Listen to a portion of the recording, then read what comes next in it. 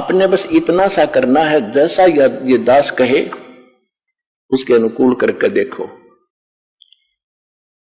जो गुरु आदेश हो गुरु जी का उसका पालन करके देखो। भाई जो गुरु बचन पे डट गे, कट गे फंद 84 के, कट गे फंद 84 के, कट गे फंद 84 के। भाई जो गुरु बचन पे डट गे रे, कट गे फंद 84 के, कट गे फंद 84 के, रे कट गे फंद 84 के। वस्तु मिली ठोर की ठोर, मिट गी मन पापी की दोर। वस्तु मिली ठोर की ठोर, मिट गी मन पापी की दौड़। भरम मिटे मथुरा काशी के, भरम मिटे मथुरा काशी के। भाई जो गुरु बचन पे डट गे रे, कट गे फंद 84 के, कट गे फंद 84 के, रे कट गे फंद 84 के। भाई जो पुणात्माओं, इतनी सी बात है। नकली गुरुओं के वचनों पर भी बहुत से श्रद्धालु डटे हुए हैं, उनको संत परम धनी मान गए, लेकिन अंत में दोनों को ही धोखा लगेगा। झूठे गुरु के आश्रय कदे न उदरे जीवे, सच्चा पुरुष कबीरे है आद परम गुरु पीवे। झूठे गुरुओं के से भी मोक्ष नहीं होगा। पहले गुरु मिले, फिर वचन पर डटे, फिर देखना संसार का भी सुख और परलोक भी सुधरेगा आपका। तो वो सतगुरु, क्योंकि पुण्यात्माओं अपनी महिमा परमात्मा ने भी खुद ही बतानी पड़ी, लेकिन जिनके गले ना उतरी वो हार में रह गए, और जिनके वह बात सच्ची लगेगी उनका उद्धार हो गया। हम ही अलख अल्लाह है कुतुब गोस और पीरे, गरीबदास खालक धनी हमरा नाम कबीरे। ए स्वामी सृष्टा में सृष्टि हमारे तीरे, दास गरीब अधर बसो अवगत सत्य कबीर।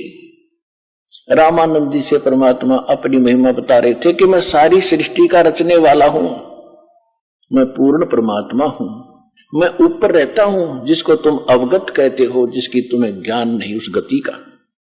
लेकिन ये गले उस समय रामानंद का नहीं उतर रही थी, उल्टा गालियां देने लग गया। तो छोटी जाति का नीच बालक छोटा सा तो क्या बकवास कर रहा है, अपने आप को भगवान मान बैठा। और जब रामानंद जी को परमात्मा सचखंड सतलोक जहां मालिक रहते हैं वहां लेकर गए और फिर वो वापस छोड़े, बोलत रामानंद जी सुनो कबीर करतार, गरीबदास सब रूप में तुम ही बोलनहार।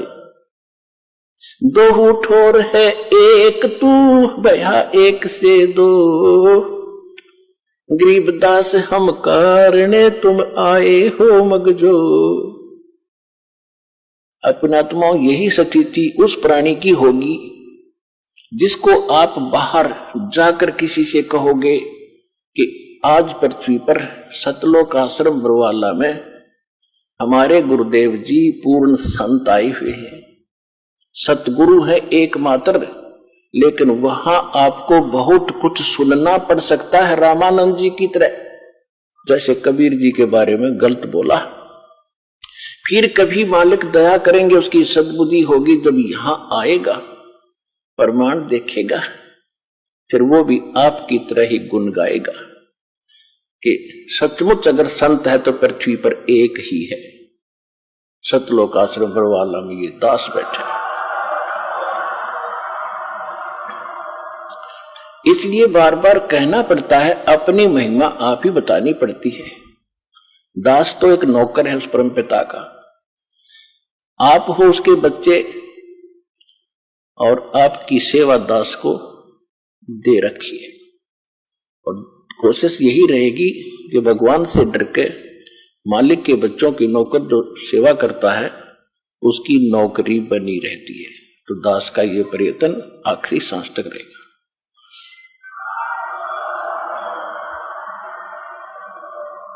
तो प्रसंग चल रहा है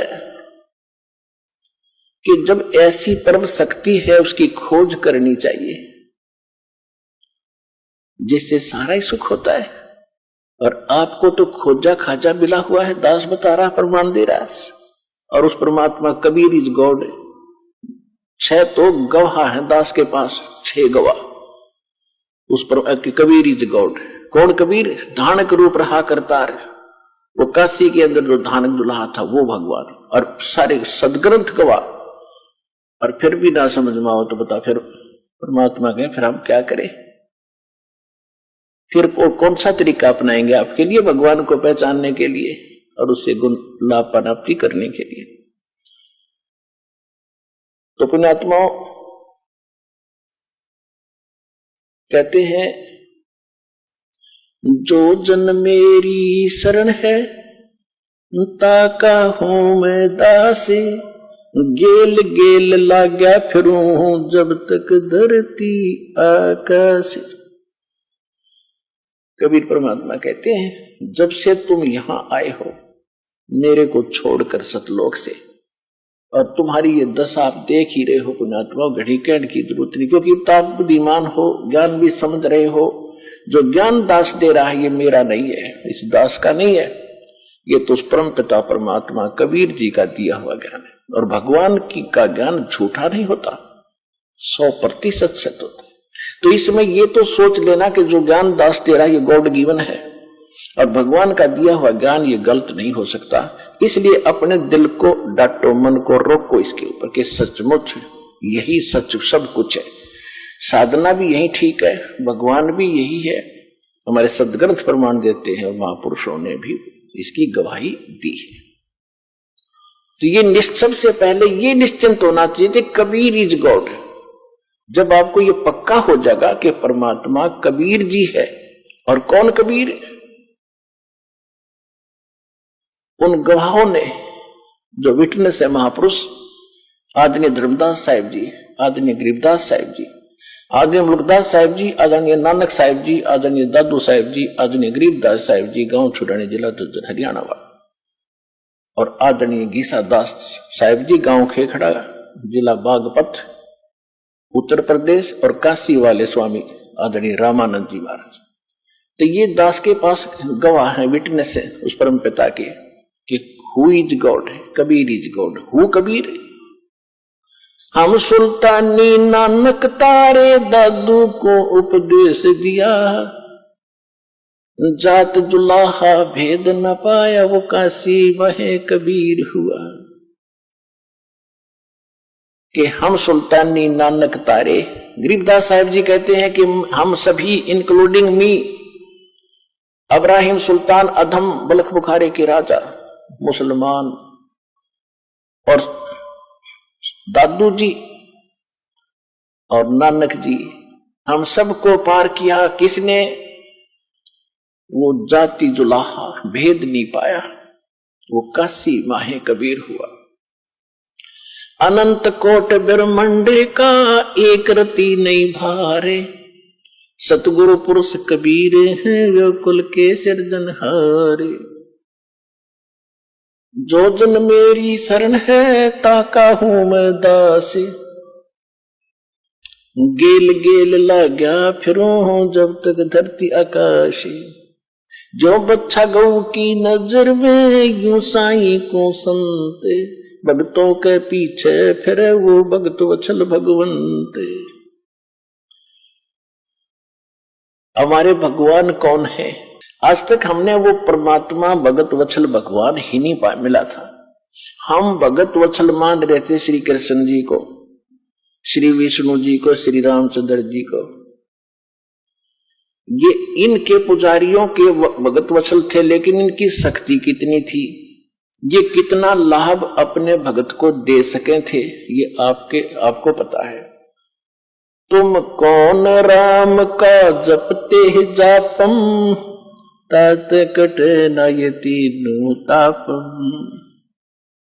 तुम किस भगवान का आसरा लिए बैठे हो जिसे तुम्हारे 3 ताप भी नहीं कट सकते। 3 ताप के अंदर किसी देव, किसी ऋषि, संत का श्राप दे देना, ये 3 ताप में आता है। किसी ने कोई प्रेत बाधा कर देना, किसी के ऊपर कोई जंतर मंत्र करके प्रेत बाधा कर देना, ये 3 ताप के अंदर आते हैं।